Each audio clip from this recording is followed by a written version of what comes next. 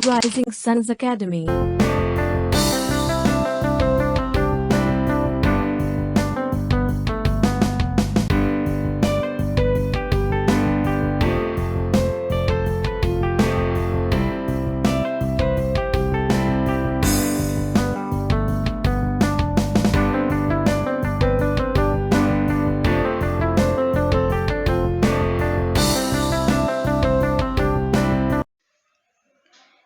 Good morning guys, कैसे हैं आप सभी। आई होप आप सभी बहुत अच्छे होंगे, अपने घर पर होंगे, सुरक्षित होंगे, साथ ही साथ अपनी पढ़ाई बहुत अच्छे से कर रहे होंगे। दोस्तों, आज है 10 मई 2021 और हम देखेंगे 10 मई का करंट अफेयर। सारे क्वेश्चंस कवर करेंगे। पूरा वीडियो ध्यान से देखना है, वीडियो के लास्ट तक बने रहना है। सभी का बहुत बहुत स्वागत है इस वीडियो में और हमारे इस प्लेटफॉर्म पर। चलिए स्टार्ट करते हैं। देखते हैं पहला प्रश्न। आपके लिए पहला प्रश्न है, विश्व प्रवासी पक्षी दिवस कब मनाया जाता है। ऑप्शन ए है 1 मई, ऑप्शन बी है 6 मई, ऑप्शन सी है 7 मई और ऑप्शन डी हो जाएगा 8 मई। इस प्रश्न का राइट आंसर हो जाएगा ऑप्शन डी 8 मई। 8 मई को मनाते हैं क्या, विश्व प्रवासी पक्षी दिवस। अच्छा, 8 मई को और कौन कौन से दिवस मनाते हैं। मैंने आपको 2 दिवस और पढ़ाए हैं पहले 8 मई के दिन ही। कौन से मनाते हैं, एक तो मनाते हैं विश्व थैलीसीमिया दिवस। क्या मनाते हैं, विश्व थैलीसीमिया दिवस, वर्ल्ड थैलीसीमिया डे। और एक मनाते हैं विश्व रेड क्रॉस दिवस, वर्ल्ड रेड क्रॉस डे। तो वर्ल्ड थैलीसीमिया डे और वर्ल्ड रेड क्रॉस डे दोनों ही 8 मई को मनाए जाते हैं और विश्व प्रवासी पक्षी दिवस भी 8 मई को मनाते हैं। अच्छा, 1 मई को क्या मनाते हैं, मोस्ट इम्पॉर्टेंट दिवस, अंतर्राष्ट्रीय श्रमिक दिवस या फिर अंतर्राष्ट्रीय मजदूर दिवस। नोट कर लीजिए, याद कर लीजिए। दिवस के जो क्वेश्चंस है ना, बहुत इंपॉर्टेंट होते हैं। एक मैं पूरा वीडियो भी बनाऊंगी, मई महीने के जितने भी दिवस हैं सारे एक साथ पढ़ा दूंगी, तो वो भी आप देख लीजिएगा। लेकिन आपको डेली इनका रिवीजन करना है। डेली मैं एक दिवस पढ़ाती हूँ, जो भी दिवस होता है जिस दिन तो मैं पढ़ाती हूँ, तो उनको याद करते जाना है, नोट करते जाना है। अलग से एक लिस्ट बना लीजिए और उनका रिवीजन डेली कीजिए। तो आप देखेंगे, अगर आप डेली रिवाइज करोगे ना, तो at the end of the month आपको पूरे दिवस याद हो जाएंगे। तो आपको नोट बनाते जाना है, नोट्स बनाना है और अच्छे से लिखना है और रिवाइज करना है, उनको डेली रिवाइज करना है। हल्की सी एक नज़र डाल लीजिए, आपको याद हो जाएगा। इस प्रश्न का राइट आंसर हो जाएगा ऑप्शन डी 8 मई। ठीक है, देखते हैं अगला प्रश्न।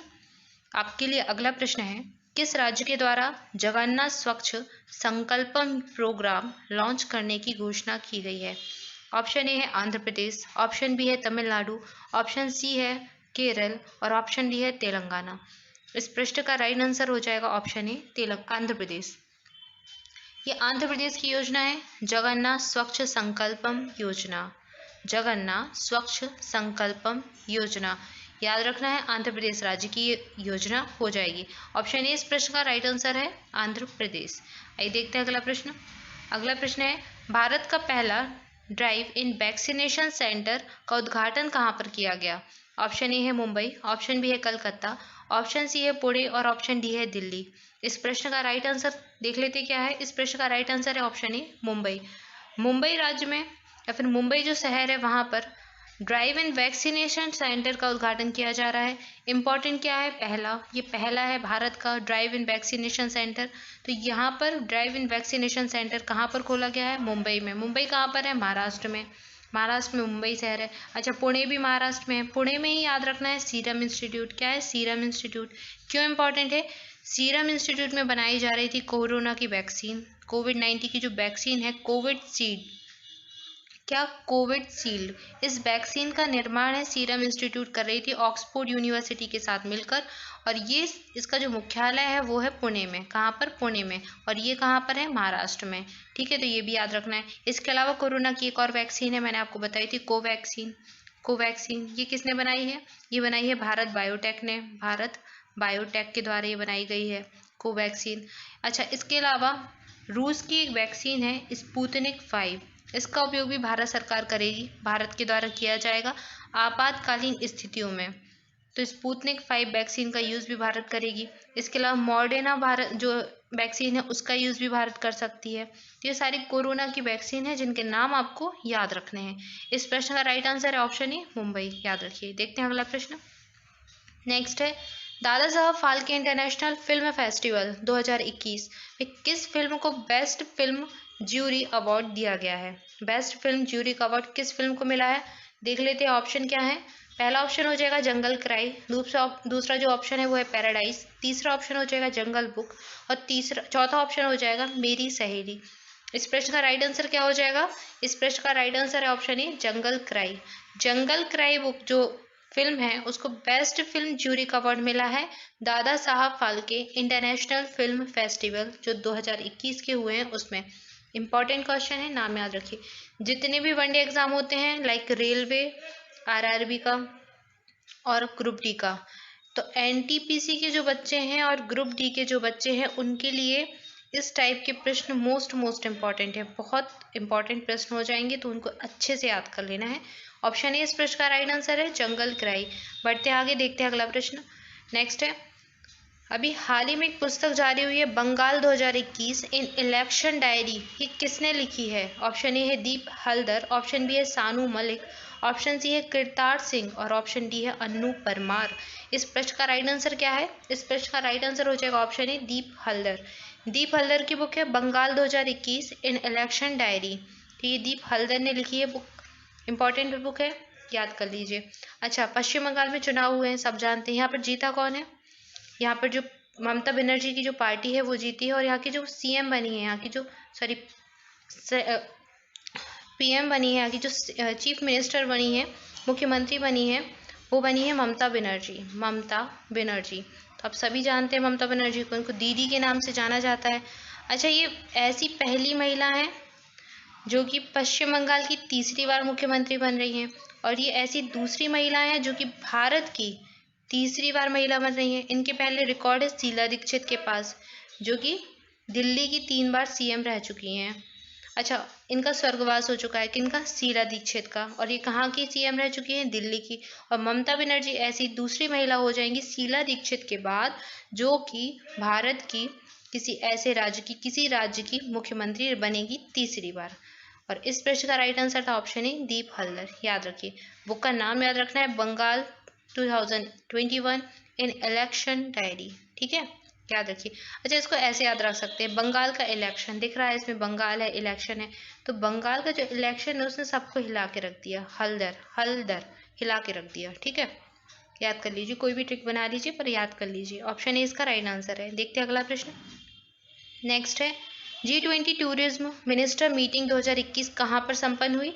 चीन, कनाडा, इटली या फिर जापान। इस प्रश्न का राइट आंसर हो जाएगा ऑप्शन सी इटली।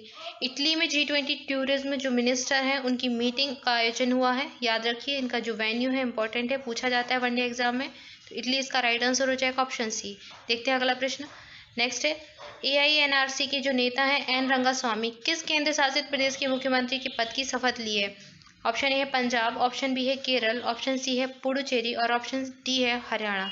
इस प्रश्न का राइट आंसर हो जाएगा ऑप्शन सी पुडुचेरी, इसे पांडिचेरी भी कह देते हैं। तो पांडिचेरी राज्य के ये बने हैं मुख्यमंत्री, AINRC के नेता हैं ये एन रंगास्वामी। याद रखिए, पुडुचेरी की सीएम बने। अच्छा, अभी यहाँ चुनाव हुए थे, कहाँ पर हुए थे? असम में हुए थे, पुडुचेरी में हुए थे और कहाँ पर हुए थे? केरल में हुए थे, तमिलनाडु में हुए थे, पश्चिम बंगाल में हुए थे। तो इन सारे जो स्टेट हैं यहाँ पर चुनाव हुए थे, तो एक एक कर यहाँ पर मुख्यमंत्री जो हैं वो शपथ ले रहे हैं। अच्छा, जो मुख्यमंत्री होते हैं उनका शपथ ग्रहण कौन कराता है? तो मुख्यमंत्री को शपथ दिलवाता है राज्य का राज्यपाल और केंद्र शासित प्रदेश में होता है उपराज्यपाल, तो वो उनको शपथ दिलवाता है।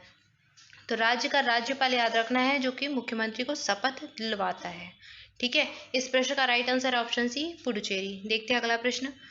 नेक्स्ट है, भारतीय रेलवे ने कितने हॉर्स पावर के देश के सबसे शक्तिशाली विद्युत इंजन 12B इंजन को शामिल किया है? आपसे प्रश्न में पूछा जा रहा है जो इंडियन रेलवे है उसने कितने हॉर्स पावर के इंजन को शामिल कर लिया है अभी, और जो कि सबसे शक्तिशाली विद्युत इंजन माना जा रहा है उसका नाम है 12B इंजन।